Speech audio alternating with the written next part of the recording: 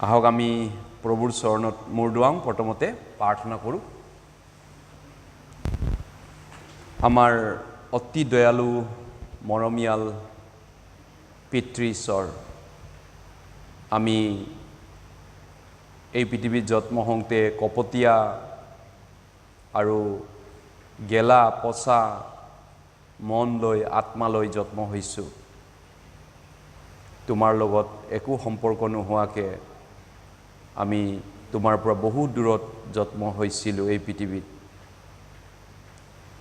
সেই অৱস্থাত থাকোঁতেই তুমি আমাক মৰম কৰি আমাৰ পাপৰ পৰিত্ৰাণৰ কাৰণে তুমি আমাৰ কাৰণে জীৱন দান দিলা। ক্ৰুচৰ ওপৰত তুমি প্ৰাণ ত্যাগ কৰিলা আৰু সেই প্ৰাণৰ বিনিময়ত আজি আমি প্ৰাণ পাইছোঁ। তোমাৰ বহুমূল্য তেজেৰে আমাৰ পাপবোৰ আজীৱনকাল চিৰজীৱনকাল ধুই পখালি তুমি আমাক চাফা কৰি দুখমুক্ত কৰিলা সকলো দুখৰ পৰা। ধন্যবাদ দিছোঁ এই মহা অনুগ্ৰহ মহাপ্ৰেমৰ কাৰণে। এতিয়া আমি তোমাৰ বহুমূল্যৱান পবিত্ৰ তেজেৰে যিসকলক তুমি চাফা কৰিলা ধুলা, তোমাৰ সাধুসকল আমি একেলগে এই পবিত্ৰ সহভাগিতাত গোট খাইছোঁহি। তুমি আমাৰ প্ৰত্যেকজনলৈ এতিয়া নজৰ দিয়ক, দৃষ্টি কৰক, দয়া কৰক, যাতে আমি কেনেকৈ চলিব লাগে এজন যীশুখ্ৰীষ্টৰ শিষ্য হিচাপত আৰু কেনেকৈ চলি আমি ঈশ্বৰক সন্তুষ্ট কৰিব পাৰিম, আমাক শিক্ষা দিয়া, জ্ঞান দিয়া, সহায় কৰা, যাতে আমি তোমাৰ আগমনৰ সময়ত তোমাৰ আগত সাহসেৰে আমি থিয় হ'ব পাৰিম আৰু তোমাৰ যোগ্য সন্তান ৰূপে আমি তোমাৰ আগত উপস্থিত হ'ব পাৰিম। আমাক আশীৰ্বাদ কৰা।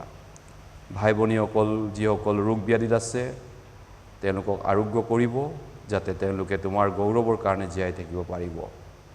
যিসকল বিশেষভাৱে বিভিন্ন প্ৰাণ পৰীক্ষা দুখ কষ্টত আছে অনুগ্ৰহ কৰিব, যাতে তেওঁলোকে তোমাৰ শক্তিত বিজয়ী হ'ব পাৰিব। আমাক আশীৰ্বাদ কৰা এই পুৱাতে প্ৰত্যেকজনকে, যাতে আমি তোমাৰ ইচ্ছা, তোমাৰ জ্ঞান আৰু বিশ্বাসত বাঢ়ি বাঢ়ি যাব পাৰোঁ আৰু আমি লগতে আনকো এই শুভবাৰ্তা প্ৰচাৰ কৰিব পৰাকৈ আমাক বিশ্বাস আৰু জ্ঞানত বৃদ্ধি কৰা। আৰু ভাই ভনীসকল য'ত য'ত গোট খাইছে বিভিন্ন জেগাত তোমাৰ সন্তানসকলক তেওঁলোককো আশীৰ্বাদ কৰিবা, বিশ্বাস ৰাখি তেওঁলোকে অনেক দুখ কষ্টত বিশ্বাস ৰাখিছে তেওঁলোকক শক্তি দান কৰিবা, যাতে তেওঁলোকে সৌবাতৰিৰ কাৰণে তোমাৰ পৰা অনুগ্ৰহ পায়, আশীৰ্বাদ পায়। এই প্ৰাৰ্থনা প্ৰভু যীশুৰ নামত খুজিছোঁ, আমেন। আহক আমি ইপিচিয়ালৈ গৈছোঁ 2 অধ্যায়, ইপিচিয়া 2 অধ্যায়, ইপিচিয়া 2 অধ্যায় গৈছোঁ। আহক বাইবেল শাস্ত্ৰ মেলিছোঁ। ইপিচিয়া 2 অধ্যায়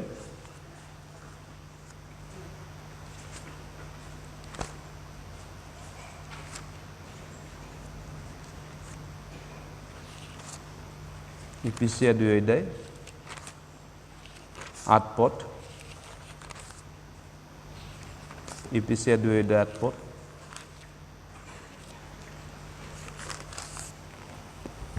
ইপিচিয়া 2 অধ্যায় 8 পদ।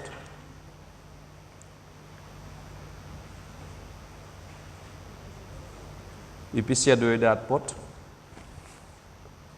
আহক আমি একেলগে পাঠ কৰিম 8 পদ, এটা বাইবেল পদ।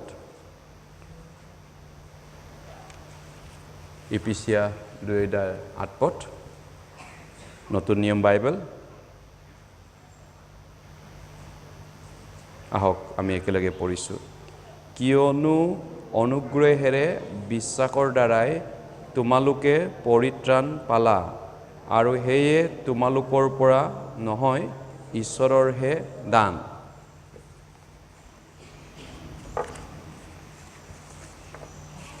যোৱা গোটেই সপ্তাহ মই উত্তৰ অসমত আছিলোঁ।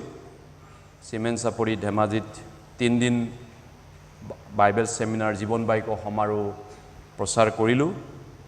তাৰ পিছত সোম মঙ্গল বুধবাৰ সন্ধিয়া 6টা বজাত শেষ হ'ল এই চিমেণ্ট চাপৰি সেমিনাৰ আৰু বৃহস্পতিবাৰত তালৈ গৈ জুনাইত বৃহস্পতিবাৰ পিছবেলাৰ পৰা আমি সন্ধিয়াৰ পৰা আৰম্ভ কৰিলোঁ আৰু যোৱাকালি পিছবেলা আমি প্ৰায় 6টা 7টালৈকে গোটেইখিনি কাৰ্যসূচী শেষ কৰিব পাৰিলোঁ জুনাইৰ যেটো আমাৰ নতুন মণ্ডলী হৈছে তাতে সৌবাতৰি প্ৰচাৰ কৰা কাম শেষ কৰি নিৰাপদে আহিব পাৰিলোঁ এই সেমিনাৰত যথেষ্ট সফলতা ঈশ্বৰে দিলে চিমেণ্ট চাপৰিত যথেষ্ট মানুহ গোট খাইছিলে উজনি অসমৰ নামনি অসমৰ পৰাও এজন দুজন আৰু উজনিৰ পৰা যথেষ্ট আহিছিলে উত্তৰ অসমৰতো আছে মানুহ আৰু যিবিলাক মানুহ আজিৰ পৰা 12 বছৰ 15 বছৰ আগত গুৱাহাটীত আহিছিলে বাহিৰৰ মানুহ থকা সময়ত সেমিনাৰ চাই গৈছে সেই মানুহ কিছুমানো বুজি নোপোৱাকৈ থাকি গৈছিলে সেই মানুহবিলাকো এইবাৰ সেমিনাৰত দুই এজনে এইবাৰ বুজি পালেগে এইবাৰহে পবিত্ৰ আত্মাই মোক বুজিবলৈ সহায় কৰিলে তেওঁলোকৰ টেষ্টিমনি মতে গতিকে 12 বছৰ আগত ইয়াত অহা মানুহ এইবাৰ বুজি পাইছেগে 4বাৰ সেমিনাৰ চোৱাৰ পিছত 4বাৰ সেমিনাৰ শুনাৰ পিছত যিনক 10-12 জন মানুহ ওচৰা ওচৰি মানুহ চিমেণ্ট চাপৰিটো উদ্ধাৰ মুক্তি পাইছে তাৰে 10-12 জনৰ ভিতৰত 7 জনে বাপ্তিজিমো লৈছে চিমেণ্ট নদী অৰুণাচল পাহাৰৰ কিনাৰত বাপ্তিজিম লৈছে আৰু তাৰ পিছত জুনাইতো তেনেকুৱা কমেও 8-9 জন মানুহ বা 6-7 জন মানুহ এইবাৰ পৰিত্ৰাণৰ নিশ্চয়তা লাভ কৰিছে বুলি আমি আশা কৰিছোঁ টেষ্টিমনিটোতো প্ৰায় সব মানুহে কৈছে বুজি পালো বুলি 8-10 জন 12 জন মানুহ কিন্তু কম হলেও 5-6 জন মানুহ জুনাইতো বুজি পোৱা যেন আমাৰ ধাৰণা হয় গতিকে আপোনালোক সকলোকে ধন্যবাদ জনাইছোঁ আপোনালোকে প্ৰাৰ্থনাত সহায় কৰাৰ কাৰণে ঈশ্বৰে আমাক আশীৰ্বাদ কৰিছে এই ধৰণে আৰু আজি পুৱা ট্ৰেইন অলপ লেট হৈছে মই আমি আহি পাওঁ মানে ইয়াত 9টাই পাৰ হৈ গ'ল 9টা বাজু অৱস্থা ঘৰ সোমাও মানে 9টাই বাজি গ'ল আসলতে ট্ৰেইন আসলতে কামাখ্যাত 7টা 20ত আহি পাব লাগে কিন্তু ট্ৰেইন চাংচাৰিত আগিয়াতৰি ৰখাইছে প্ৰায় বহুত 1 ঘণ্টা ওচৰি ৰখি আছে ক্ৰছিং দি থকাৰ কাৰণে বাহিৰৰ ট্ৰেইনবিলাক পঠাই আছে লোকেল ট্ৰেইনবিলাক ৰখাই থৈ দিছে এই ধৰণে প্ৰায় 9টাই বাজিল আৰু গা পা ধুই মানে কাপোৰ ভাত পানী খাওঁ মানে কাপোৰ পিন্ধি ইয়ালৈ আহিব সময় হ'ল গতিকে টাইমে নাপালোঁ সময়ে নাপালোঁ আজৰি টাইম বা 5 মিনিট জিৰণিও নাপালোঁ ঘূৰি আহি আসলতে যোৱা গোটেই সপ্তাহ কথাই কৈ আছোঁ 3 দিন গোটেই 5 দিন 6 দিন কথা কৈ আছোঁ যোৱা ৰবিবাৰৰ পৰা সোমবাৰৰ পৰা আজি ৰবিবাৰলৈকে মুখখন কথাই কৈ আছোঁ যেনক ঈশ্বৰে আপোনালোকৰ সকলো লগত ভালে ঈশ্বৰ আছে মই বিশ্বাস কৰিছোঁ ঈশ্বৰে আপোনালোককো আশীৰ্বাদ দিছে বাইবেলৰ যিটো পৰিত্ৰাণ যীশুখ্ৰীষ্টৰ যোগেদি ঈশ্বৰে সিদ্ধ কৰিলে সেইটো বাইবেলৰ মূল টপিক হয় গোটেই বাইবেলখনৰ মূল বিষয়বস্তু যীশুখ্ৰীষ্টৰ যোগেদি ঈশ্বৰে কৰা পৰিত্ৰাণটো হয় গতিকে বাইবেলৰ যিটো গুড নিউজ সেইটো গুড নিউজ বা শুভবাতৰি পৰিত্ৰাণৰ শুভবাৰ্তা বুলি যাক কয় আৰু সেইটো পৰিত্ৰাণৰ শুভবাৰ্তা মানে হৈছে পাপৰ পৰা বা বিচাৰৰ পৰা বাছি যোৱা উদ্ধাৰ পাই যোৱা সেইটো কয় পৰিত্ৰাণৰ উদ্ধাৰ শুভবাৰ্তা গতিকে আমি পুৰণা নিয়ম আৰু নতুন নিয়ম যদি চালি জাৰি চাওঁ বিশেষকৈ এই যিটো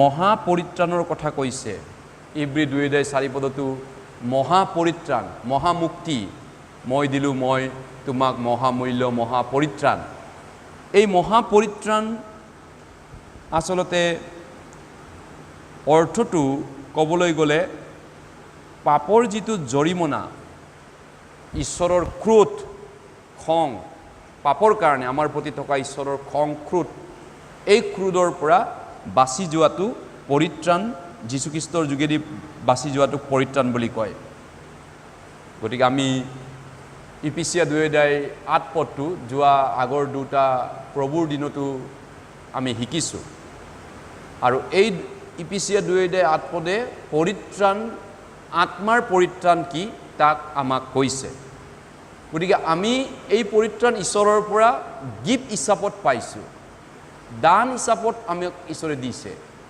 গতিকে গিফ্ট হিচাপত পোৱাৰ পৰিত্ৰাণৰ লগত ঈশ্বৰে কি কি গিফ্ট দিছে যোৱা আগৰ প্ৰভুৰ দিনত পৰিত্ৰাণৰ তিনিটা পদক্ষেপ বা পৰ্যায়ৰ বিষয়ে আমি শিকিছিলোঁ কিন্তু আজি শিকিব বিচাৰিছোঁ এই যে ঈশ্বৰে আমাক যি পৰিত্ৰাণ দান দিছে এই পৰিত্ৰাণৰ লগতে কি কি ঈশ্বৰে ফ্ৰীকে দান দিছে লগত দিয়া গিফ্টবিলাক আমি চাব বিচাৰিছোঁ প্ৰথমতে আমি ইপিচিয়ালৈ গৈছোঁ ইপিচিয়া 1 অধ্যায় ইপিচিয়াতে আছোঁ আচলতে ইপিচিয়া 1 অধ্যায়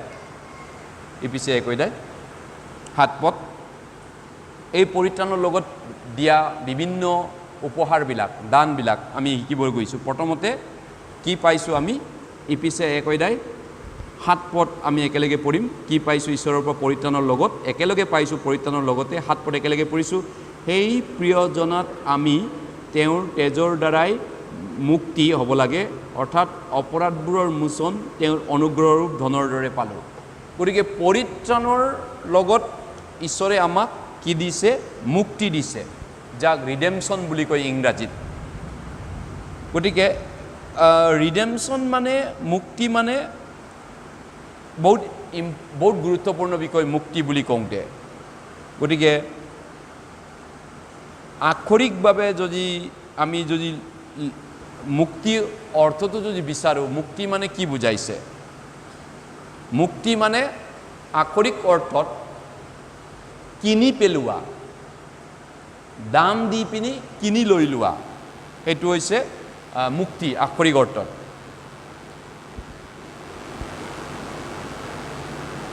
বিশেষকৈ বাইবেলত এইটো যিটো মুক্তিৰ কথা ব্যৱহাৰ কৰিছে সেইটো হৈছে এজন দাসৰ স্বাধীনতাক কিনি পেলোৱা দাস স্বাধীনতাক কিনি পেলোৱা গতিকে এইটো এটা প্ৰযোজ্য হয় যে খ্ৰীষ্টৰ ক্ৰুচত মৃত্যুৰ যোগেদি তেওঁ আমাক কিনি ল'লে নিজৰ জীৱনটো দি পিনি বাইবেলে কৈছে যে পাপীয়ে পূৰ্বতে পাপৰ গোলাম আছিল পাপৰ দাগ আছিল যোহনা 8 অধ্যায় 34 পদত কৈছে যিকোনোৱে পাপ আচৰণ কৰে সি পাপৰ দাস বাইবেলে কৈছে পাপী মানে পাপৰ গোলাম গতিকে পূৰ্বতে পাপীয়ে পাপৰ গোলাম আছিল কিন্তু নতুন জন্ম পোৱা খ্ৰীষ্টিয়ানবিলাক এতিয়া এই পাপৰ গোলামৰ পৰা মুক্তি পালে পাপৰ গোলামত এতিয়া তেওঁলোকে নাই গতিকে মুক্তিৰ অৰ্থটো হৈছে যিটো নেকি পৰিত্ৰাণৰ লগত একেই অৰ্থ হয় মুক্তি মানে গতিকে পৰিত্ৰাণৰ লগত ঈশ্বৰে আমাক কি গিফ্ট দিছে মুক্তিৰ গিফ্টটো ফ্ৰীকে দিছে হয় মুক্তিও আমি ফ্ৰীকে পাইছোঁ আৰু এইটো এটা আনন্দৰ ঐশ্বৰ্যৰ বিষয় যিটো নেকি আমাৰ পাপৰ যিটো বেছ মূল্যৱান যিটো বেছ দিব লগা আছিলে আমাক বচাবলৈ আমাৰ পাপৰ কাৰণে সেই বেছ বা মূল্য বা দামটো দি দিয়া হ'ল তাৰ জৰিমনাটো পেইড কৰা হ'ল দি দিয়া হ'ল গতিকে ঈশ্বৰে আমাক আমাৰ দৰে পাপীবিলাকক কিনিবৰ কাৰণে তেওঁ পাপৰ যিটো মুক্তিৰ মূল্যৰ কাৰণে আমাক মুক্তি দিবৰ কাৰণে সেইটো জৰিমনাটো দামটো দি দিলে গতিকে এইটো এটা মানে ৰূপক অৰ্থত ক'বলৈ গ'লে বা অলংকৃত বা শব্দত বুজাবলৈ গ'লে পৰিত্ৰাণটো মুক্তি পোৱা বুলিও কোৱা যায় গতিকে আমি মুক্তি হ'লোঁ পৰিত্ৰাণৰ লগতে আমি মুক্তি পালোঁ। গতিকে মুক্তি বুলি কওঁতে আমি যিটো নেকি আন এটা অৰ্থৰ লগত আমি বুজিব পাৰোঁ সেইটো হৈছে পৰাচিত হোৱা, প্ৰায়শ্চিত্তৰ ৰেঞ্চম, মুক্তিৰ মুক্তিৰ মূল্য পৰাচিত বুলি কয়, পৰাচিতৰ দাম, উদ্ধাৰৰ দাম। গতিকে যাক নেকি আমাৰ পাপৰ প্ৰায়শ্চিত বুলি কোৱা হয়, প্ৰায়শ্চিত্ত। প্ৰথম যোহন 2:2 কৈছে যীশুৱে আমাৰ পাপৰ প্ৰায়শ্চিত্ত, কেৱল আমাৰেই নহয় তেওঁ গোটেই জগতৰ।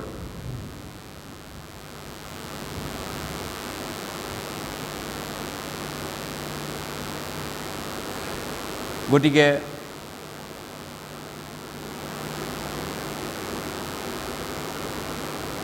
কোনোবাক বন্দী কৰি থোৱা মানুহক উগ্ৰপন্থীয়ে যেতিয়া বন্দী কৰি থয় আগৰ কালৰ দিনত, সেই উগ্ৰপন্থীৰ মুক্তিৰ মূল্য উগ্ৰপন্থীয়ে দাবী কৰে 25 লাখ।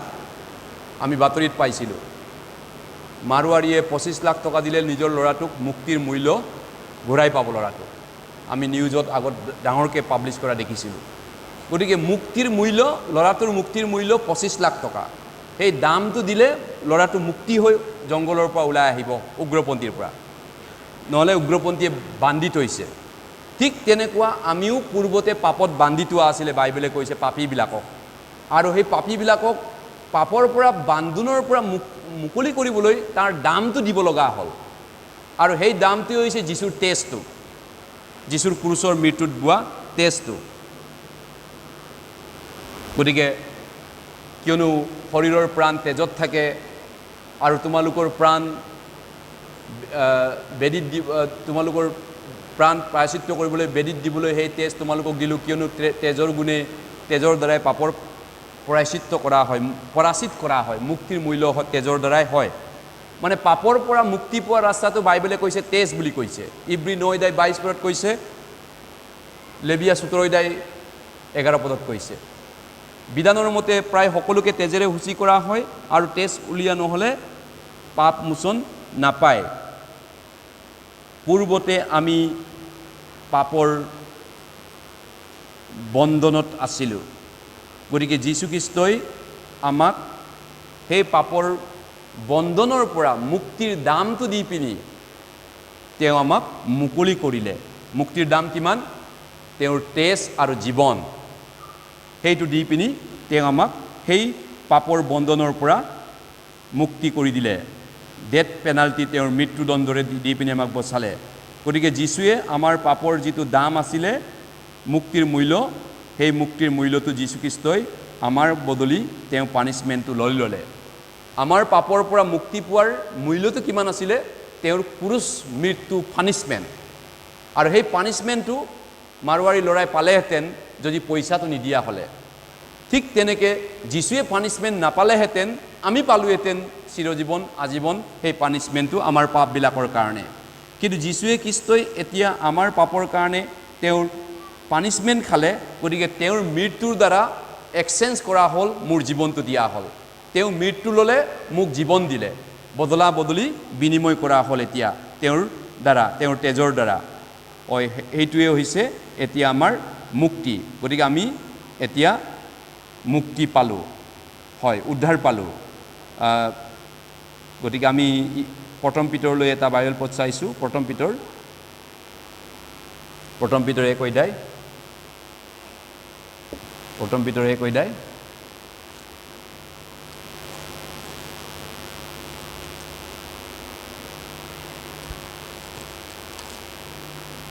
পৰিত্ৰাণৰ লগত প্ৰথম যিটো আমি বৰদান পাইছোঁ সেইটো হৈছে মুক্তিৰ বৰদান।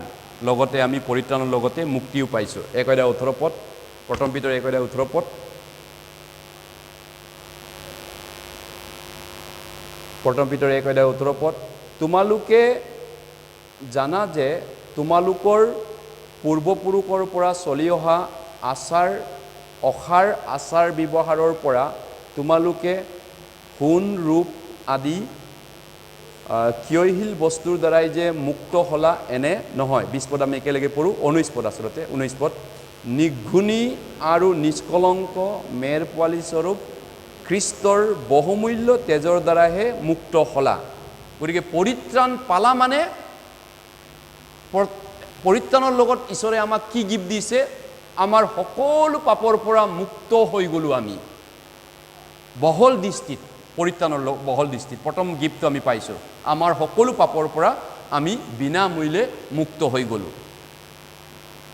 নিৰ্গুণী, খুঁত নথকা, বগা চাপা শুদ্ধ নিকা যীশুখ্ৰীষ্টৰ জীৱনৰ দ্বাৰা, তেওঁৰ মূল্যৱান তেজেৰে, ৰাঙলী তেজৰ দ্বাৰা আমি মুক্ত হৈছোঁ। ৰোমিয়া 3:24 কৈছে, কিন্তু খ্ৰীষ্ট যীশুত যি মুক্তি, তাৰ দ্বাৰা ঈশ্বৰৰ অনুগ্ৰহত আমি বিনামূল্যে ধাৰ্মিক বুলি গণিত হৈছোঁ। খ্ৰীষ্ট যীশুত আমি মুক্তি। গালাতিয়া 5:1 কৈছে, খ্ৰীষ্টে তোমালোকক স্বাধীনতাৰ নিমিত্তেই স্বাধীন কৰিলে। খ্ৰীষ্টে স্বাধীন কৰিলে। আমি পৰাধীন মানুহ আছিলোঁ। কিয় স্বাধীন কৰিব লগা হ'ল? আমি পাপৰ অধীনত পৰাজিত মানুহ আছিলোঁ। যোনে যাৰ দ্বাৰাই পৰাজিত হয় তেওঁ গোলাম হয়। পিতৰে কৈছে, যোনে যাৰ দ্বাৰাই পৰাজিত হয় তাৰ দাস হয়। গতিকে আমি পাপৰ লগত আগতে হাৰ মানিছিলোঁ, পাপৰ লগত আমি পৰাজিত হৈছিলোঁ, তাৰমানে পাপৰ গোলাম আছিলোঁ। এতিয়া আমাক তাৰ পৰা স্বাধীন কৰিলে খ্ৰীষ্টে, বিনামূল্যে আমাক স্বাধীন কৰিলে। গতিকে আমি এতিয়া মুক্ত হ'লোঁ। যীশুৱে 44:22 কৈছে, মই তোমাৰ অপৰাধবোৰ মেঘৰ দৰে, তোমাৰ পাপবোৰ বাপৰ দৰে দূৰ কৰিলোঁ। তুমি মোলৈ ঘূৰি আহা, উভতি আহা, কিয়নো মই তোমাক মুক্ত কৰিলোঁ। গতিকে ঈশ্বৰে পুৰণা নিয়মতো তেওঁৰ সেই মুক্তিৰ কথাটো উল্লেখ কৰিছে। গতিকে তেওঁৱে আমাক আন্ধাৰৰ পৰাক্ৰমৰ পৰা উদ্ধাৰ কৰি তেওঁৰ পুত্ৰৰ ৰাইজলৈ স্থানান্তৰ কৰিলে। তেওঁতে আমাৰ পাপ মোচন আছে, তেওঁতে আমাৰ পাপ মুক্তি আছে, কলচীয়াটো কৈছে। গতিকে আমি এতিয়া যীশুখ্ৰীষ্টৰ দ্বাৰা প্ৰথম পৰিত্ৰাণৰ লগত গিফ্ট পোৱা উপহাৰটো হৈছে মুক্তি হৈ যোৱা, চব পাপৰ পৰা মুক্তি হৈ যোৱা। দ্বিতীয়তে আমি কি বৰদান পাইছোঁ, লগতে গিফ্ট পাইছোঁ? আমি সকলো পাপৰ পৰাও ক্ষমাদানো পালোঁ। পৰিত্ৰাণ মানে কি বুজায়? চব পাপৰ পৰা আমি ক্ষমাদান পাইছোঁ। হয়নে? গোটেই পাপৰ পৰা ক্ষমা পালোঁনে? আমি পাচনি কৰ্মলৈ গৈছোঁ। পাচনি কৰ্ম 13 অধ্যায়, পাচনি কৰ্ম 13 অধ্যায়লৈ গৈছোঁ। হয়, পাচনি কৰ্ম 13 অধ্যায়, পাচনি কৰ্ম 13 অধ্যায়,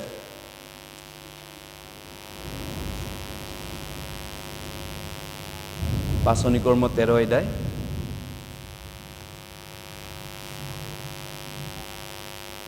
38 পদ। যিবিলাক নতুন জন্ম পোৱা খ্ৰীষ্টিয়ান, ঈশ্বৰে কি কি তেওঁলোকক বৰদান দিছে পৰিত্ৰাণৰ লগত, সেই বৰদানবিলাকৰ বিষয়ে আমি শিকিছোঁ। বৰ্ণ এগেইন খ্ৰীষ্টিয়ানৰ কাৰণে ঈশ্বৰে দিয়া উপহাৰবিলাকৰ বিষয়ে।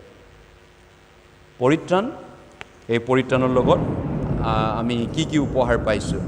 পাচনি কৰ্ম 13 অধ্যায় 38 পদ, 38 পদ, 38 পদ।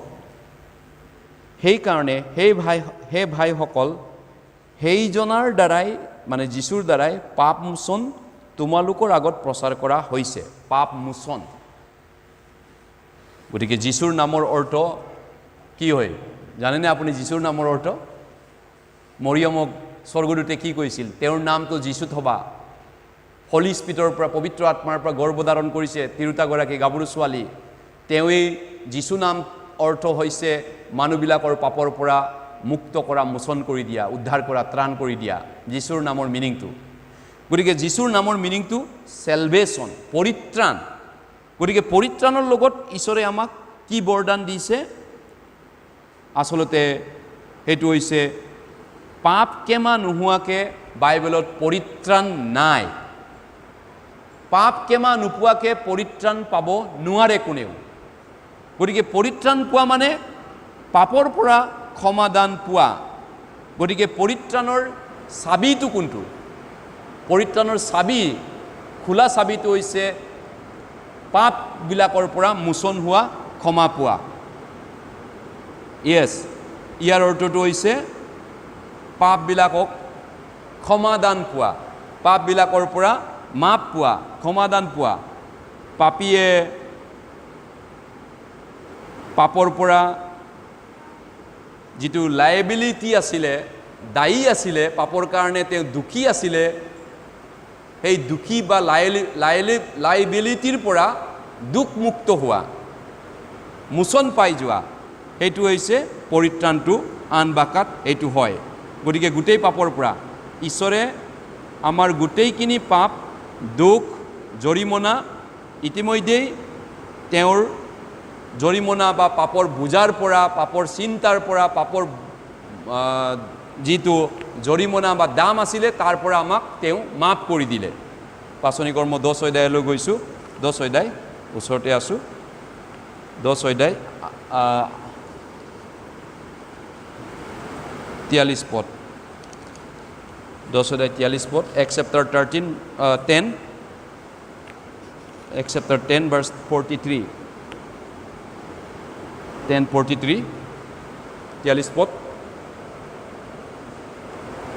তেওঁৰ পৈকে সকলো ভাৱবাদীয়ে এই সাক্ষ্য দিছে যে তেওঁৰ বিশ্বাস কৰা সকলোৱে তেওঁৰ নামেৰে পাপ মোচন পায়। হয়, তেওঁৰ বিশ্বাস কৰা সকলোৱে পাপ মোচন পায়। গতিকে এতিয়া আমি পৰিত্ৰাণ যে পালোঁ, এই পৰিত্ৰাণৰ পোৱাৰ অৰ্থটো কি হয়? পৰিত্ৰাণ পোৱাৰ লগতে ঈশ্বৰে আমাক কি গিফ্ট দিছে, আমাক কি বৰদান দিছে? যদি দ্বিতীয়তে আমি যদি কওঁ মুক্তি, সকলো পাপৰ পৰা মুক্তি পালোৱে, দ্বিতীয়তে মোৰ সকলো পাপৰ পৰা ঈশ্বৰে মোক ক্ষমাদান দিলে, সকলো পাপৰ পৰা মোক ঈশ্বৰে মাফ কৰিলে। এইটোৱে হৈছে পৰিত্ৰাণ। 2 নম্বৰ বৰদানটো। 3 নম্বৰ বৰদান কি? পৰিত্ৰাণৰ লগতে আমি 3 নম্বৰতে আন এটা বৰদান পাইছোঁ। সেইটো হৈছে, আমি যদি বাইবেলৰ মতে 3 নম্বৰ বৰদানটো যদি চাওঁ, ঈশ্বৰৰ ক্ৰোধ বা বিচাৰৰ পৰা আমি ৰেহাই পালোঁ। জোহন 3 অধ্যায়লৈ গৈছোঁ। জোহন 3 অধ্যায় জোহন 3 অধ্যায় জোহন সৌৱাৰ্তা জোহন 3 অধ্যায় সৌৱাৰ্তা জোহন 3 অধ্যায় সৌৱাৰ্তা জোহন 3 অধ্যায়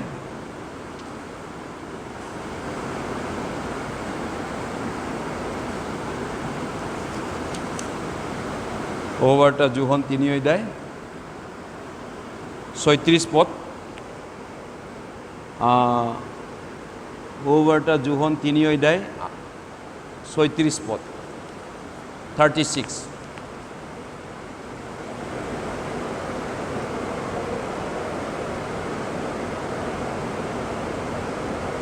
আহক আমি একেলগে পঢ়িছোঁ।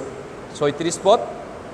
পুত্ৰত বিশ্বাস কৰাজনৰ অনন্ত জীৱন আছে, পুত্ৰক অমান্য কৰাজনে জীৱনৰ দৰ্শন নাপাব, কিন্তু ঈশ্বৰৰ ক্ৰোধহে তেওঁৰ ওপৰত থাকে। এই ক্ৰোধ, ঈশ্বৰৰ ক্ৰোধ মানে কি? ঈশ্বৰৰ ক্ৰোধ, ক্ৰোধ মানে বুজি পায়নে আপুনি? খং যেতিয়া উঠে, খঙত অগ্নিশৰ্মা হৈ বেছি জ্বলি পকি যায়, জুই জ্বলি যায়, টেমা গৰম হৈ যায়, ঈশ্বৰৰ ক্ৰোধ। সেই ক্ৰোধৰ পৰাও আমি বাচি গ'লোঁ। বাইবেলে কৈছে প্ৰত্যেকজন পৰিত্ৰাণ নোপোৱা মানুহৰ ওপৰত ঈশ্বৰৰ ক্ৰোধ আছে, খং আছে। ডাঙৰ এখন চোকা দাও লৈ তেওঁৰ মাথাৰ ওপৰত থৈ দিছে। উদ্ধাৰ নোপোৱা প্ৰত্যেকজন মানুহৰ ওপৰত মাথাত তৰোৱাল এখন ৰাখিছে। ৰোমিয়া 2 অধ্যায় 5 পদত কৈছে, কিন্তু তোমাৰ কঠিনতাৰ আৰু খেদহীন হৃদয়ৰ দৰে ঈশ্বৰৰ ন্যায় বিচাৰ প্ৰকাশ আৰু ক্ৰোধৰ দিনলৈকে ক্ৰোধ সাঁচি থৈছা।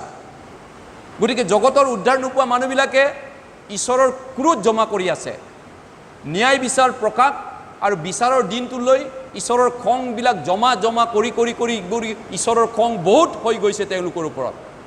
কিন্তু আমি সেই সকলো খঙৰ পৰা পৰিত্ৰাণ পালোঁ। এইটোকে হৈছে পৰিত্ৰাণ। ঈশ্বৰৰ ক্ৰোধৰ পৰা আমি বাচিলোঁ। আমি ইফিছিয়া 2 অধ্যায় 3-4 পদৰ মনত আছে। কিন্তু আগতে আমিও এইদৰে জগতৰ নিয়ম অনুসাৰে আগে মাংস আৰু মনৰ ইচ্ছা পূৰ্ণ কৰি আমাৰ মাংস আৰু মনৰ অভিলাষ অনুসাৰে আচৰণ কৰিছিলোঁ আৰু স্বভাৱতে ঈশ্বৰৰ ক্ৰোধৰ সন্তান আছিলোঁ। কিন্তু এতিয়া নতুন জন্ম পোৱাৰ পিছত আমি ঈশ্বৰৰ ক্ৰোধৰ পৰা পৰিত্ৰাণ পালোঁ। ঈশ্বৰৰ ক্ৰোধৰ পৰা আমাৰ ওপৰত ঈশ্বৰৰ ক্ৰোধটো নাই। এতিয়া আমি পৰিত্ৰাণ পালোঁ। হয়, গতিকে পৰিত্ৰাণৰ লগত আমাক ঈশ্বৰে বিভিন্ন বৰদান দিছে। সেই বৰদানৰ বিলাকৰ ভিতৰত ইও এটা বৰদান হয় যে আমি ঈশ্বৰৰ ক্ৰোধৰ পৰা পৰিত্ৰাণ পালোঁ।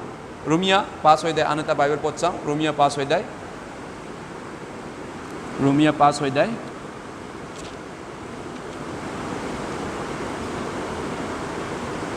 ৰোমিয়া 5 অধ্যায়, ৰোমান চেপ্টাৰ 5,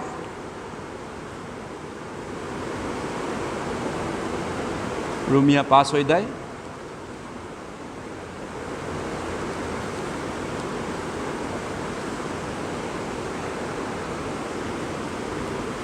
ৰোমিয়া 5 অধ্যায় 9 পদ, ৰোমিয়া 5 অধ্যায় 9 পদ। আহক আমি একেলগে পাঠদান কৰিছোঁ।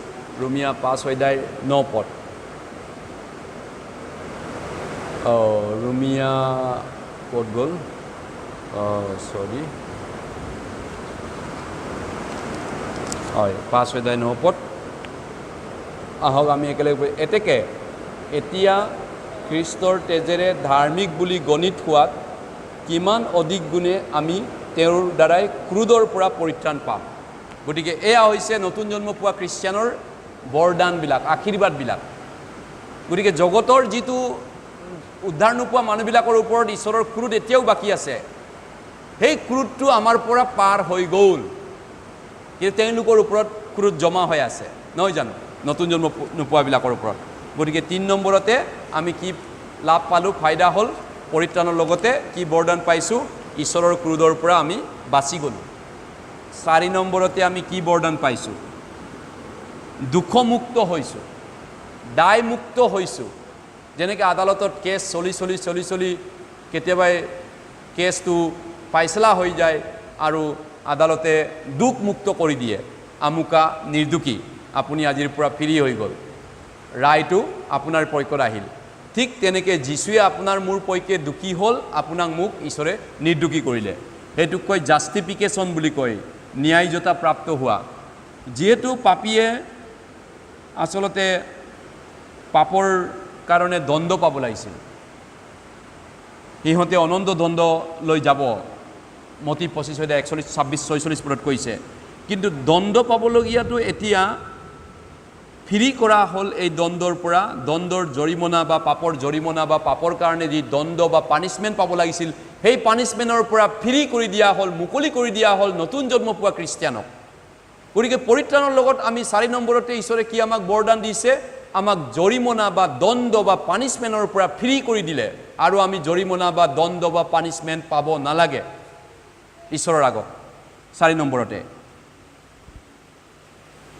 গতিকে পৰিত্ৰাণৰ লগত আমি ঈশ্বৰৰ পৰা জুডিচিয়েলি, আইনী প্ৰক্ৰিয়াৰ পৰা আমি দুখমুক্ত হৈছোঁ।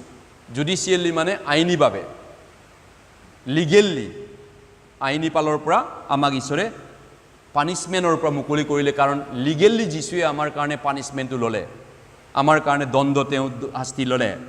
গতিকে পৰিত্ৰাণ কেৱল আমাক পাপ ক্ষমা নিদিয়ে, পৰিত্ৰাণে আমাক বিশ্বাসীবিলাকক অকল পাপ ক্ষমাই নিদিয়ে, আমাক সকলো দুখৰ পৰা দুখমুক্তও কৰে।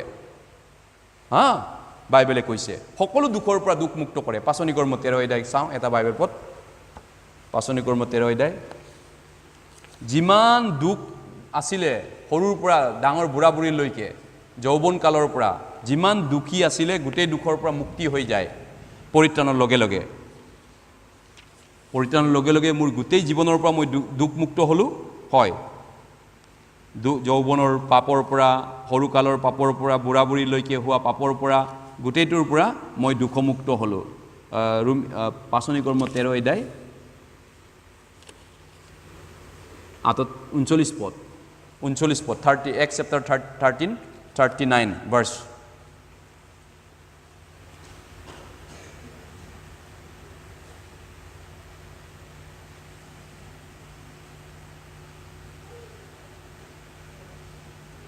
দুখমুক্ত হোৱা 39।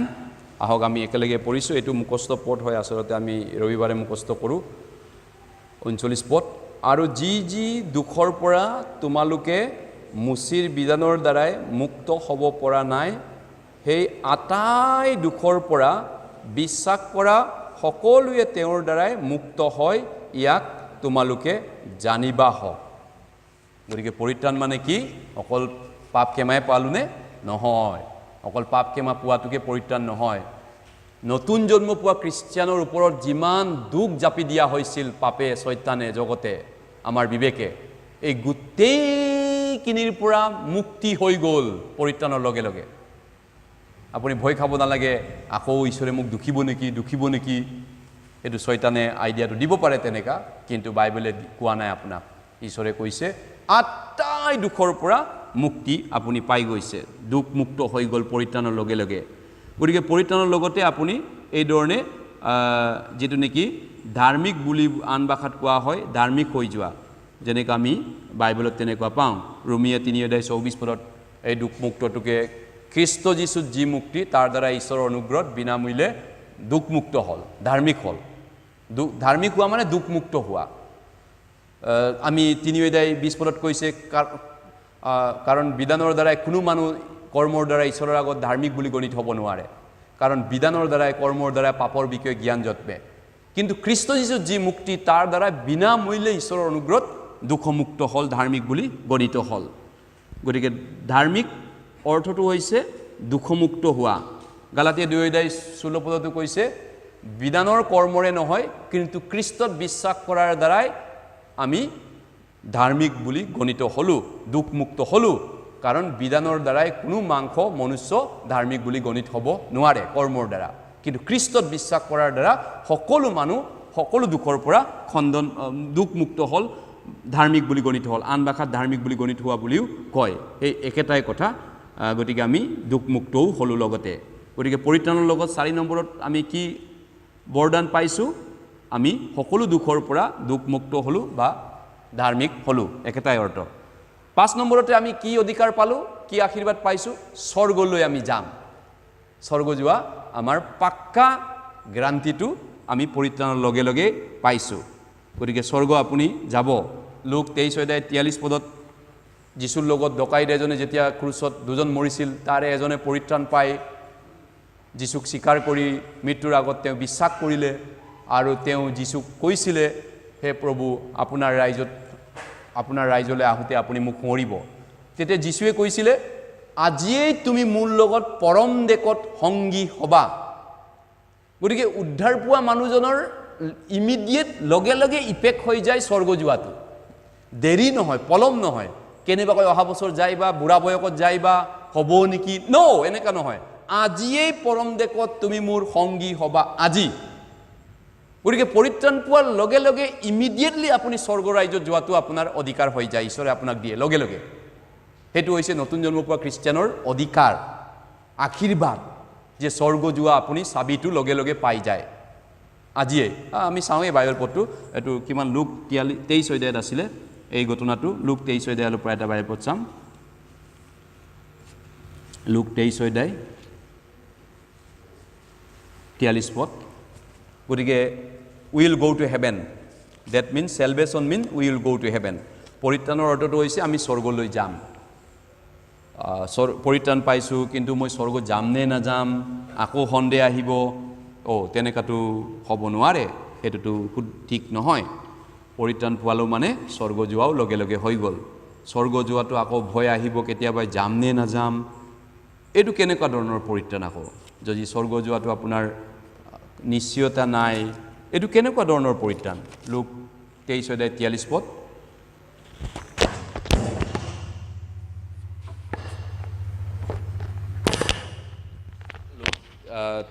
23:43 লোক 23:43 মই প্ৰথমতে 22-42 পঢ়িছোঁ। পাছে সি ক'লে, হে যীশু, আপুনি আপোনাৰ ৰাইজলৈ আহিলে মোকো সৰিব। 43 একেলগে পঢ়োঁ।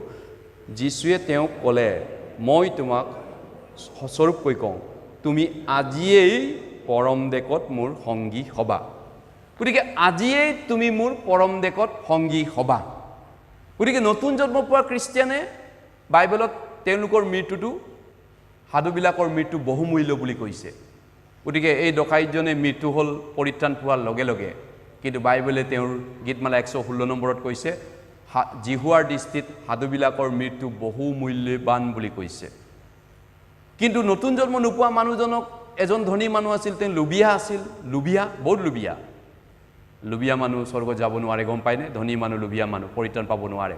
লোক 12 এজন ধনী মানুহ, লুবিয়া মানুহ আছিলে। যীশুৱে ক'লে সকলো লোভৰ পৰা সাৱধানে থাকি নিজৰ জীৱন চম্ভালা, উপচি পৰিলেও মানুহৰ জীৱন সম্পত্তিৰে নহয়। এজন ধনী মানুহে কৈছিল, মোৰ বহুত ধান খেতি বাতি হৈছে, থবলৈ জেগা নাই, নতুন নতুন ডাঙৰ ডাঙৰ ভঁৰাল সাজিম আৰু বহুত ঠাককৈ জমা কৰি টকা পইচা, মোৰ পইচা চব ধান সম্পদ জমা কৰি জিৰাই আটাই ভোজন কৰি খাম। আজিৰ পৰা বহুত বস্তু হ'ল, এতিয়াৰ পৰা জিৰাই আটাই ভোজন কৰি ৰং কৰি ধেমালি কৰি গোটেই জীৱন খাম। ঈশ্বৰে ক'লে, হেৰ মূৰ্খ, আজি ৰাতি তোমাৰ প্ৰাণটো তোমাৰ পৰা নিয়া হ'ব। আজি ৰাতি তুমি মৰিবা, নৰকত যাবা। আজি কালিলৈ নহয়, অহা বছৰ নহয়, 13 দিনৰ পিছত নহয়, নৰকত নাযায় মানুহ। 13 দিনৰ পিছত স্বৰ্গতো নাযায়, 3 দিনৰ পিছত নৰকতো নাযায়। আজিয়েই লগে লগে যায় নৰকত, আজিয়েই লগে লগে স্বৰ্গত যায় বাইবেলৰ মতে। গতিকে নতুন জন্ম যদি পাইছে, আপুনি লগে লগে ইমিডিয়েটলি স্বৰ্গত যায়, বাইবেলে কৈছে। কিন্তু নতুন জন্ম যদি পোৱা নাই, ইমিডিয়েটলি লগে লগে নৰকত জুইত যায় আপুনি। যেনেকৈ ধনী মানুহজনে লোক লৈ দিয়ে, মিহি কাপোৰ পিন্ধি, নতুন নতুন কাপোৰ, নতুন নতুন ড্ৰেছ খাই বৈ ফূৰ্তি কৰি আছিল, আৰু তাৰ ঘৰত লাজাৰ নামৰ চাকৰি এজনক ৰখা হৈছিল। নতুন ধনী মানুহজনে লাইফটো ফুল অফ এনজয় কৰি আছিল, আৰু লাজাৰ গৰীব মানুহ, বুপুৰা একোৱে নাছিল, চিকিৎসা কৰিবলৈ পইচা নাই, কুকুৰে চেলেকিছিল, খাবলৈ ভাল খোৱা বস্তু নাই, তেওঁৰ অৱস্থা ভাল নাছিল। কিন্তু লাজাৰ মৃত্যুৰ পিছত স্বৰ্গত লৈ গ'ল, আব্ৰামৰ কোৰা লৈ স্বৰ্গদূতে তেওঁক লৈ গ'ল, ইমিডিয়েটলি লগে লগেই স্বৰ্গত গ'ল। কিন্তু সেই ধনী মানুহজনে পৰলোকত লগে লগে নৰকৰ জুইত গৈছে, আৰু লগে লগে তেওঁ নৰকত জুইত জ্বলিছে, কান্দিছে, আৰু তেওঁ চট পঠাইছে, ঈশ্বৰৰ ওপৰত দয়া কৰিছে, আব্ৰামক লাজাৰক পঠাই দিয়ক বুলি চট পঠাইছে, ডিঙি জ্বলিছে বুলি। গতিকে নতুন জন্ম পোৱা খ্ৰীষ্টানজন লগে লগে স্বৰ্গলৈ যায়। কিন্তু নতুন জন্ম নাপালে লগে লগে আপুনি নৰকত আজিয়ে যাব। তুমি আজিয়েই, তোমাৰ প্ৰাণটো মোৰ দৰকাৰ আছে, আজিয়ে যাবা। কিছু আমাৰ ধাৰণা অলপমান দেৰিকৈ যায় নেকি নৰকত। আমাৰ ধাৰণা 3 দিনৰ পিছত, তিলনি হোৱাৰ পিছত স্বৰ্গত যায় নেকি, 13 দিন খাচ হোৱাৰ পিছত যায় নেকি, সেইটো মানুহৰ ধাৰণা। কিন্তু ঈশ্বৰে কৈছে আজিয়েই, পৰম দেশ মানে স্বৰ্গ, আজিয়ে যাবা। গতিকে সেইকাৰণে পৌলে কৈছে, মৰাই মোৰ লাভ। পিলিপিয়াই কৈ ডাইট কৈছে ন, জীয়াই থকা খ্ৰীষ্টৰ লাভ। পৌলে কৈছে, জীয়াই থাকিলে যীশুৰ কাম হ'ব পৃথিৱীত, মৰিলে মই স্বৰ্গত এনজয় কৰিবলৈ পাম। সোনকালে মৰিলে সোনকালে স্বৰ্গত বেছি দিন থাকিবলৈ পাম।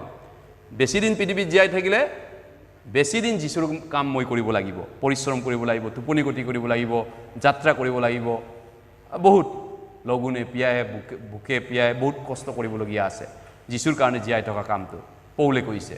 কিন্তু মই যদি স্বৰ্গত যাম, এইবিলাকৰ পৰা মই আজিয়ে ফ্ৰী হৈ যাম, ৰাইট। গতিকে স্বৰ্গত যোৱাটো আপোনাৰ পাক্কা আছে নতুন জন্ম পোৱাৰ লগে লগে। অনন্ত জীৱনো পাক্কা আছে, আজীৱন অমৰকাল জীয়াই থকাও আপুনি পাক্কা লগে লগে পাইছে। গতিকে অনন্ত জীৱনটো তেনেকুৱা নহয়, কাৰণ অনন্ত জীৱন লগে লগে পাইছে। যোহন 3:16 পদত কৈছে, 15 পদত কৈছে, যেনেকৈ মুচিয়ে অৰণ্যত সাপটো তুলিছিল, তেনেকৈ মানুহৰ পুত্ৰ উত্তোলিত হ'ব লাগে, যাতে তেওঁ বিশ্বাস কৰাজনে অনন্ত জীৱন পায়। যোহন 3:16 পদত কৈছে, কাৰণ ঈশ্বৰে জগতক ইমান প্ৰেম কৰিলে, যাতে যিকোনো তেওঁ বিশ্বাস কৰে তেওঁ নষ্ট নহয়, কিন্তু অনন্ত জীৱন পায়। গতিকে অনন্ত জীৱন বিশ্বাসীবিলাকে গ্ৰান্তিত আছে, গ্ৰান্তিত বা গ্ৰান্তি বুলি আমি অসমীয়াটো কওঁ, যিহেতু ইংলিছ শব্দ।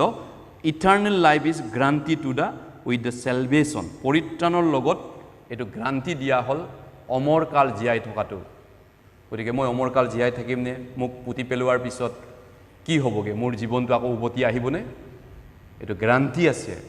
যি গছ ৰুইছা সি নমৰিলে নগজে, সি মৰিলে আম বা গম বা কিবা এটা মাটিত পেলাই ৰুই দিলে সি মৰি যায়, তাৰপিছত নতুন গছ এটা গজেগৈ। তাৰ গা বা ডাল বা আপুনি মই দিয়া নাই, ঈশ্বৰে নিজেই তাক বনাইছে। আপুনি ৰোৱাটো মৰি গ'ল, এইটো নমৰালৈকে গজিব নোৱাৰে নতুনটো। গতিকে আমি এইটো মৰিলেও আমাৰ পুতিলেও আমাৰ অনন্ত জীৱনটো গ্ৰান্তি হৈ গ'ল। গতিকে আমি স্বৰ্গত যোৱাটো পাক্কা। যেতিয়া আমি উদ্ধাৰ পালোঁ, উদ্ধাৰ পোৱাৰ লগে লগে আজীৱন আমি অনন্ত জীৱনৰ অধিকাৰী হ'লোঁ। গতিকে ঈশ্বৰৰ এইটো প্ৰতিজ্ঞা হয়, ঈশ্বৰে নিজেই প্ৰতিজ্ঞা কৰিছে, 100% আমাক গ্ৰান্টি দিছে যীশুৱে অনন্ত জীৱন আছে। জোহন 5:24 কৈছে, যিজনে মোৰ কথা শুনি মোক পঠোৱা জনাত বিশ্বাস কৰিব সেইজনৰ অনন্ত জীৱন আছে আৰু তেওঁ সুদবিচাৰলৈ আহিব নালাগে, কিন্তু মৃত্যুৰ পৰা জীৱনলৈ পাৰ হ'ল।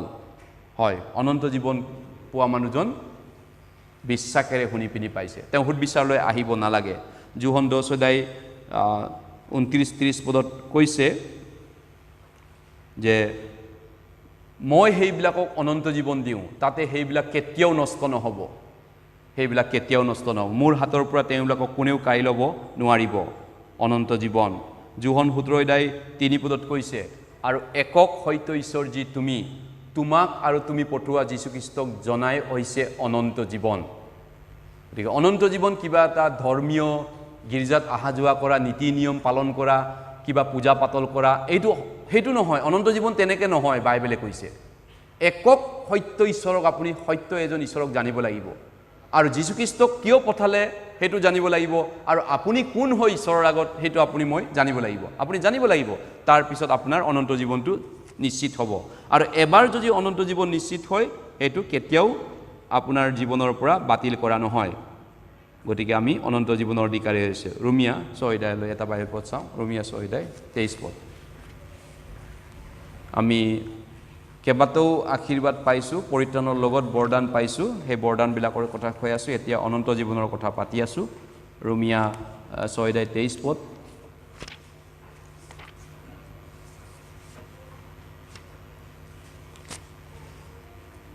ৰোমিয়া 6:23।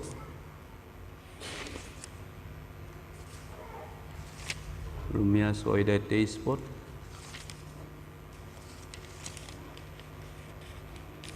Romans chapter 6 verse 23, ৰোমিয়া 6:23। আহক আমি একেলগে পাঠদান কৰিছোঁ। ৰোমিয়া 6:23, কিয়নো পাপৰ বেজ মৃত্যু, কিন্তু ঈশ্বৰে দিয়া বৰ আমাৰ প্ৰভু যীশুখ্ৰীষ্টৰ দ্বাৰাই অনন্ত জীৱন। য়েছ, কিন্তু ঈশ্বৰে দিয়া বৰদানৰ কথা পাতি আছোঁ। গতিকে পৰিত্ৰাণৰ লগত যিটো বৰদান ঈশ্বৰে দিছে, সেয়া হৈছে অনন্ত জীৱনৰ বৰদানো দিছে লগতে। গতিকে আপুনি অনন্ত জীৱন পাম নে নাপাম, পৰিত্ৰাণ পালোঁ হয়, মই আজীৱন জীয়াই থাকিম নে, স্বৰ্গত আজীৱন অমৰ হ'মনে, সেইটো প্ৰশ্ন নুঠেগৈ আকৌ, কাৰণ লগে লগে অনন্ত জীৱনো আমাক ঈশ্বৰে গ্ৰান্টি দিছে। গতিকে পৰিত্ৰাণৰ লগত আমি কি বৰদান পাইছোঁ? প্ৰথমতে মুক্তি পালোঁ, গোটেই পাপৰ পৰা মুক্তি হৈ গ'ল। দ্বিতীয়তে সকলো দুখৰ পৰা দুখমুক্ত হ'ল। দ্বিতীয়তে সকলো পাপৰ পৰা ক্ষমা হ'ল। তৃতীয়তে কোনো আৰু ঈশ্বৰৰ ক্ৰোধৰ পৰা পৰিত্ৰাণ পালোঁ। তৃতীয়তে আৰু চতুৰ্থতে সকলো দুখৰ পৰা দুখমুক্ত হ'ল। আৰু পঞ্চমতে 5 নম্বৰতে স্বৰ্গলৈ আমি যোৱাটো গ্ৰান্টি হ'ল। 6 নম্বৰতে আমি অনন্ত জীৱনৰ গ্ৰান্টি পালোঁ। তাৰপিছত 7 নম্বৰতে আমি নতুনকৈ জন্ম পালোঁ। বাইবেলে কৈছে আকৌ এবাৰ আমি জীৱন লাভ কৰিছোঁ। আমি জোহনলৈ গৈছোঁ, নতুন জন্মৰ কথা বাইবেলে কৈছে, নতুন জন্মও আমি পালোঁ। জোহনে 1:12। জোহনে 1:12। জোহনে 1:12, বৰ্ণ এগেইন, নতুন জন্ম পাইছোঁ। জোহনে 1:12, বিশ্বাসীবিলাক আত্মিকভাৱে পবিত্ৰ আত্মাৰ দ্বাৰা এতিয়া ঈশ্বৰৰ সন্তানৰূপে জন্ম পাইছে। গতিকে নতুন জন্ম, ইয়াৰ আক্ষৰিক অৰ্থটো হৈছে আকৌ এবাৰ ওপৰৰ পৰা জন্ম লাভা। ওপৰৰ পৰা জন্ম পোৱা। পৃথিৱীৰ পৰা যেনেকৈ মাংসৰ পৰা যি জন্মে সি মাংস, আৰু আত্মাৰ পৰা যি জন্মে সি আত্মাই বুলি বাইবেলে কৈছে। গতিকে আত্মাৰ পৰা জন্ম পোৱা মানে ওপৰৰ পৰা জন্ম পোৱা। প্ৰথম জোহন 1:12।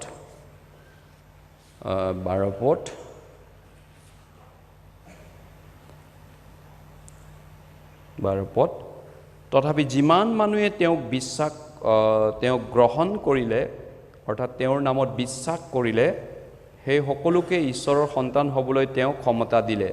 13 আমি একেলগে পঢ়িম। তেওঁবিলাকে তেজৰ পৰা বা মাংসৰ ইচ্ছাৰ পৰা বা মানুহৰ ইচ্ছাৰ পৰা জন্ম পালে এনে নহয়, কিন্তু ঈশ্বৰৰ পৰাহে পালে। গতিকে নিকোডিমে বুজি পোৱা নাছিল ঈশ্বৰৰ পৰা জন্ম পোৱা মানে কি। যোহন 3:3 পদৰ পৰা 5-7 পদলৈ লিখিছে, নিকোডিমে বুজি পোৱা নাই। যীশুৱে ক'লে তুমি আকৌ এবাৰ জন্ম ল'ব লাগিব, নতুনকৈ জন্ম নাপালে ঈশ্বৰৰ ৰাজ্য কোনেও দেখা পাব নোৱাৰে।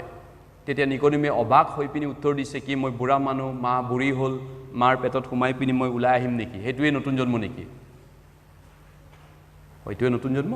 তেতিয়া যীশুৱে কি দিলে? সেইটো মাংসৰ শৰীৰৰ পৰা জন্ম হ'ব। এবাৰ শৰীৰৰ পৰা মাকে জন্ম দিছে, আৰু এবাৰ শৰীৰত সোমাই পিনি আৰু এবাৰ জন্ম ল'লে এইটো মাংসৰ পৰা জন্ম হ'ব, শৰীৰে জন্ম হ'ব।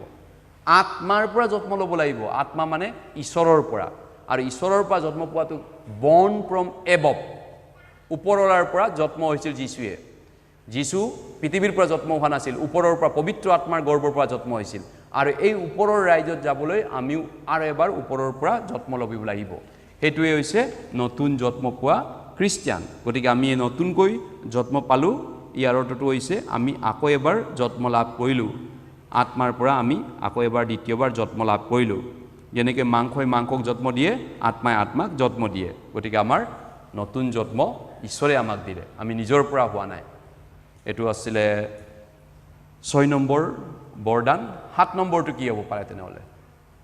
7 নম্বৰটো পুনৰ জন্ম বা পুনৰ সংস্কৰণ, ৰিজেনেৰেশ্যন বুলি ইংৰাজীত কয়। অসমীয়াত পুনৰ জন্ম বুলি অনুবাদ কৰিছে, ৰিজেনেৰেশ্যন, আকৌ নতুন সৃষ্টি কৰা হ'ল। আন ভাষাত নতুনকৈ বনোৱা হ'ল, নতুন সৃষ্টি বুলিয়ে ক'ব পাৰি।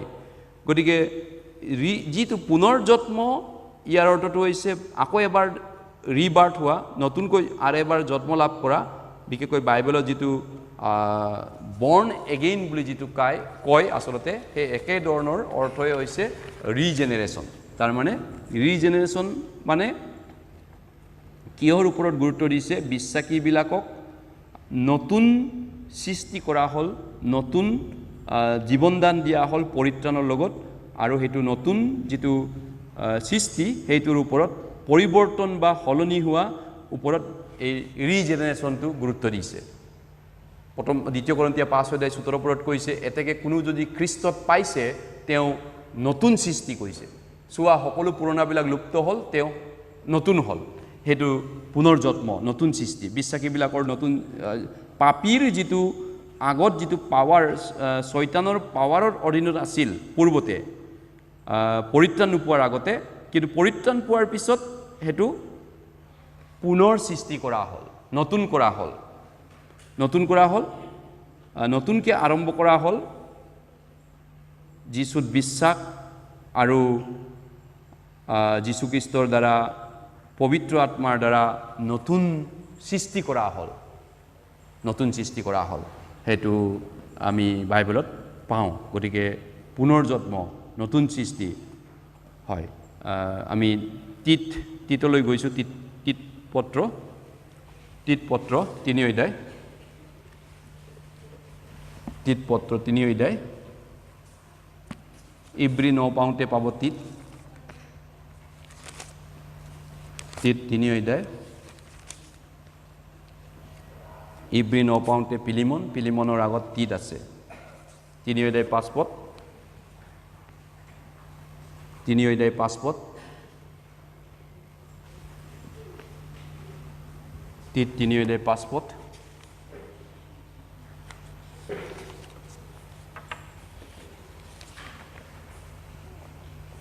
গতিকে পবিত্ৰ আত্মাৰ সহায়ত নতুন সৃষ্টিটোক কৈছে ইয়াতে। তিত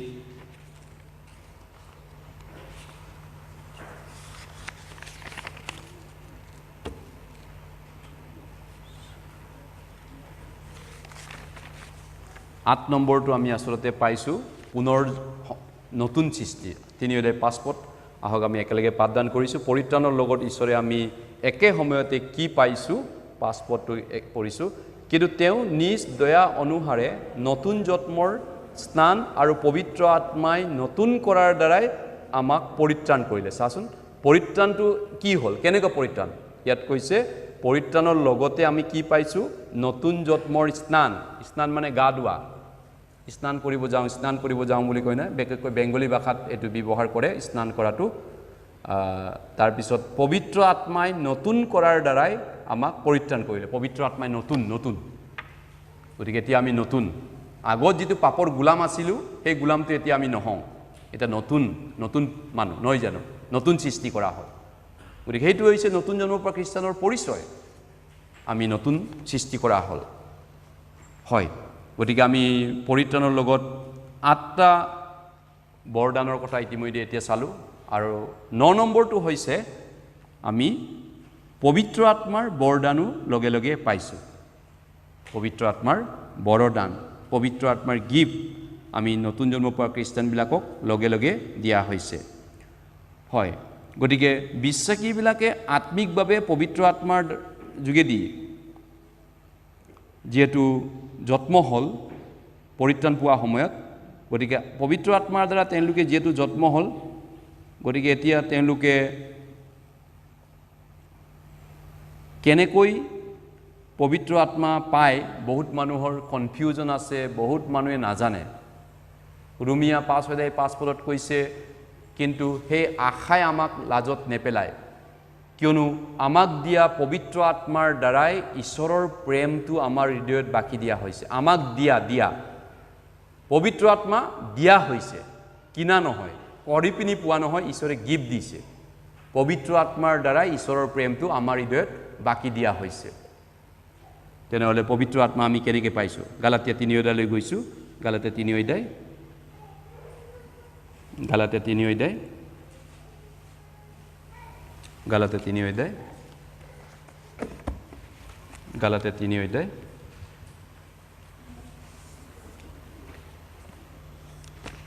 গালাতিয়া 3 অধ্যায়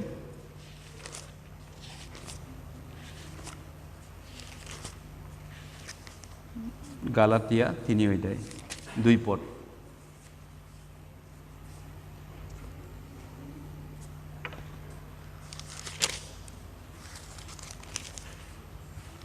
গালাতিয়া 3 অধ্যায় 2 পদ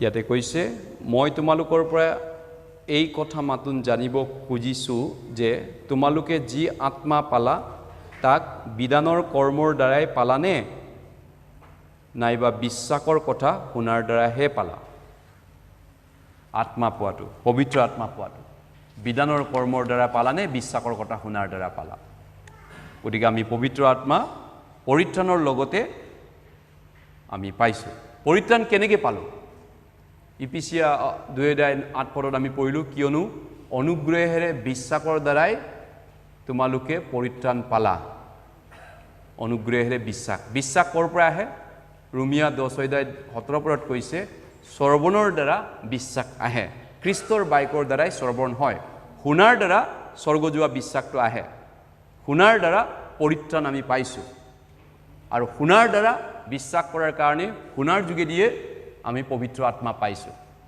কৰ্মৰ দ্বাৰা নহয় শুনাৰ যোগেদি পবিত্ৰ আত্মা আমাক ঈশ্বৰে দিছে হয় পবিত্ৰ আত্মা আমাৰ আছে ইপিচিয়া 1:13 কৈছে ইপিচিয়া 1:13 পদ ইপিচিয়া 1:13 পদ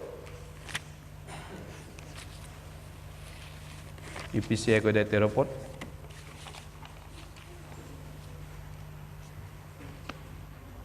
পবিত্ৰ আত্মাটো এটা বৰ হয় বৰদান হয় এইটো ঈশ্বৰে দিয়া গিফ্ট হয় এইটো কৰি পিনি পোৱা নহয় বিনামূল্যে দিয়া দান হয় নতুন জন্ম পোৱাবিলাক যেনেকৈ বিনামূল্যে পৰিত্ৰাণ পাইছে পবিত্ৰ আত্মাও বিনামূল্যে পাইছে ইপিচিয়া 1:13 পদ 13 পদ কৈছে 13-14 পদত তেওঁতেই তোমালোকেও সত্যতাৰ বাক্য অৰ্থাৎ তোমালোকৰ পৰিত্ৰাণৰ সুবাৰ্তা শুনিবলৈ পায় তেওঁতেই বিশ্বাসো কৰি অংগীকৃত পবিত্ৰ আত্মাৰে মোহৰ মৰা হলা এইটো পবিত্ৰ আত্মাৰে মোহৰ মৰা হলা 13 পদটো মাত্ৰ চাইছোঁ গতিকে পৰিত্ৰাণৰ সুবাৰ্তা শুনিবলৈ পায় শুনাৰ দ্বাৰা বিশ্বাস আহে আৰু বিশ্বাস অহাৰ লগে লগে পৰিত্ৰাণ পালোঁ পৰিত্ৰাণ পোৱাৰ লগে লগে পবিত্ৰ আত্মাও পালোঁ গতিকে আমি পৰিত্ৰাণৰ লগত কি বৰদান পাইছোঁ সেই বৰদানবিলাকৰ বিষয়ে আমি চালোঁ অন্ততঃ কম হ'লেও 9টা বৰদান পাইছোঁ পৰিত্ৰাণৰ লগত পবিত্ৰ আত্মাও এটা বৰদান হয় পবিত্ৰ আত্মা বৰ বিলাই দিয়াৰ দ্বাৰা পবিত্ৰ আত্মাটো ঈশ্বৰে গিফ্টকে দিছে মানৱ জাতিক কাক দিছে পৰিত্ৰাণ পোৱাবিলাকক বৰদান দিছে গিফ্ট দিছে গতিকে আজি আমি এইখিনি লৈ চালো পৰিত্ৰাণ পোৱাৰ অৰ্থটো কি আছিলে নিশ্চয় আপুনি মনত ৰাখিব কি আপুনি পৰিত্ৰাণৰ লগত একেলগে পাইছে যেনেকৈ আপুনি ভাত খালেনে বুলি ক'লে ভাতৰ লগত অনেক বস্তু খোৱা যায় তৰকাৰী আলু পিটিকা বা হালধি নিমখ জলকীয়া ৰসুন পিয়াজ বা ইত্যাদি ডাল মাংস ভাত চাউল কিন্তু আমি ভাত খোৱা বুলিয়ে একেলগে কৈ দিওঁ ভাতৰ লগত বহুত বস্তু সোমাই আছে আপুনি পৰিত্ৰাণ পালেনে বুলি কোৱাৰ লগে লগে পৰিত্ৰাণৰ লগত অনেক বিষয় সোমাই আছে এই পৰিত্ৰাণৰ বিষয়ত সোমাই থকা বিষয়বিলাক আজি আমি চালোঁ পোনপ্ৰথমতে আমি মুক্তি পালোঁ গোটেই পাপৰ পৰা এক নম্বৰতে আমাৰ গোটেই পাপৰ পৰা ঈশ্বৰে আমাক মুক্তি কৰিলে যীশুৰ তেজেৰে সোণ ৰূপেৰে বা অন্যৰে নহয় যীশুৰ তেজেৰে আমি মুক্তি পাইছোঁ দ্বিতীয়তে আমি কি পাইছোঁ সকলো পাপৰ পৰা ক্ষমাদান পালোঁ পাপ মোচন তেওঁৰ নামেৰে পালোঁ গোটেই পাপৰ পৰা অলপ নহয় গোটেই পাপৰ পৰা অনন্তকালৰ কাৰণে আমি মুক্তি পাইছোঁ ক্ষমাদান পাইছোঁ সেইটো হৈছে দ্বিতীয়তে আমি পোৱা ৩ নম্বৰতে ঈশ্বৰৰ যিমান ক্ৰোধ আছিলে খং আছিলে আমাৰ ওপৰত এই গোটেইখিনিৰ পৰা আমি ৰেহাই পালোঁ পাৰ হৈ গ'ল আমাৰ ওপৰত ঈশ্বৰৰ ক্ৰোধ আমাৰ ওপৰত নাই এতিয়া ঈশ্বৰৰ ক্ৰোধ আমাৰ এইটো হৈছে ৩ নম্বৰতে পৰিত্ৰাণৰ ফাইদা ৪ নম্বৰতে আমি দুখমুক্ত হৈছোঁ যেটো বিচাৰ আদালত ন্যায় প্ৰক্ৰিয়াৰে আমাক ঈশ্বৰে যীশুক দুখী কৰাৰ পিছত আমাক নিৰ্দোষী কৰা হ'ল আমি ধাৰ্মিক বুলি গণিত হোৱা বুলি বাইবেলত হেতু লিখিছে সকলো দুখৰ পৰা আমি মুক্তি হৈছোঁ পাচনি কৰ্ম 13:39 পদত কোৱাৰ দৰে তোমালোকে যি কৰ্ম কৰিও মুচিৰ বিধানৰ পৰা দুখ মুক্ত হ'ব পৰা নাছিলা খ্ৰীষ্টৰ দ্বাৰা সকলো দুখৰ পৰা সকলো পাপৰ অপৰাধৰ পৰা দুখমুক্ত হ'ল সেইটো হৈছে আমি 4 নম্বৰ 5 নম্বৰ আমি স্বৰ্গ যাব পৰাটো আমাৰ গ্ৰান্তি হ'ল স্বৰ্গ যাম আমি আজিয়ে যাম আজি মৰিলে আজিয়ে যাম আৰু যদি নতুন জন্ম কোনোবা নোপোৱা মানুহ ইয়াত চাৰ্চত আছে তেওঁ আজি মৰিলে আজিয়েই তুমি নৰকত যাবা বাইবেলে কৈছে আজিয়েই তোমাৰ প্ৰাণটো মোৰ দৰকাৰ হ'ব গতিকে তুমি যিবোৰ বস্তু যুগুত কৰি থলা সেইবোৰ কাৰ হ'ব গতিকে এই ধৰণে আমি স্বৰ্গ যোৱাটো 5 নম্বৰতে পাক্কা হ'ল আৰু 6 নম্বৰতে আমাৰ অনন্ত জীৱন গ্ৰান্তি আছে আমি আজীৱন অমৰকাল জীয়াই থাকিম 7 নম্বৰতে আমি নতুনকৈ জন্ম পালোঁ 8 নম্বৰতে আমি পুনৰ নতুন জন্মৰ স্নান নতুন সৃষ্টি কৰা হ'ল আৰু 9 নম্বৰতে আমাক পবিত্ৰ আত্মা ঈশ্বৰে দিলে পৰিত্ৰাণ পোৱাৰ লগে লগে ঠিক আছে আজিলৈ মানে আহক প্ৰাৰ্থনা কৰোঁ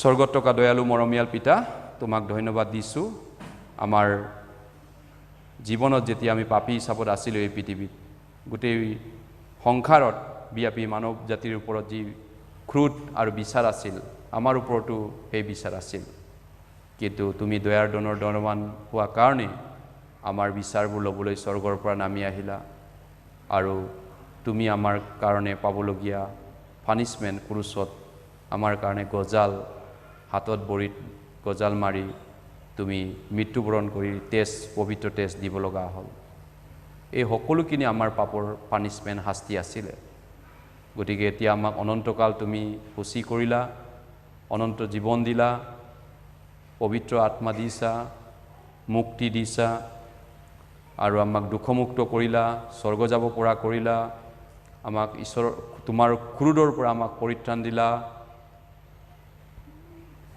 আৰু আমাক নতুন জন্ম দিলা আমাক নতুন সৃষ্টি কৰিলা আমাক ঈশ্বৰৰ সন্তান কৰিলা আমি পবিত্ৰ আত্মা পালোঁ এই গোটেইখিনি আমাক তুমি যি গিফ্ট দিলা সেইটো কাৰণে তোমাক ধন্যবাদ জনাইছোঁ এতিয়া আমাক তোমাৰ সন্তান ৰূপে কেনেকৈ আমি চলিম এই কেইটামান বছৰ জীয়াই থকা দিনখিনিত আমি নিজক সন্তুষ্ট নকৰি কেনেকৈ ঈশ্বৰক সন্তুষ্ট কৰিব পাৰিম আমাক সহায় কৰা শক্তি দিয়া জ্ঞান বিদ্যা দিয়া আৰু বিশ্বাসত আমাক মজবুত কৰা উদ্ধাৰ নোপোৱা সকলো কোনোবা যদি উদ্ধাৰ নিশ্চিত হোৱা নাই তেওঁলোককো আমাৰ মণ্ডলীত যিমান আছে ঈশ্বৰে যেন শুনাৰ সুযোগ দিয়ে তেওঁলোকক শুনিবলৈ ইচ্ছা দিয়ে যেতিয়া সুবাতৰিৰ প্ৰচাৰ হয় তেওঁলোকে শুনিবলৈ যেন আগ্ৰহ দিয়ে ভৱিষ্যতে আমি সুবাতৰিৰ আয়োজন কৰিলে যিসকলৰ চিয়ৰিটি নাই এতিয়াও তেওঁলোকক তুমি ধৰি ৰাখিব তেওঁলোকৰ আত্মাক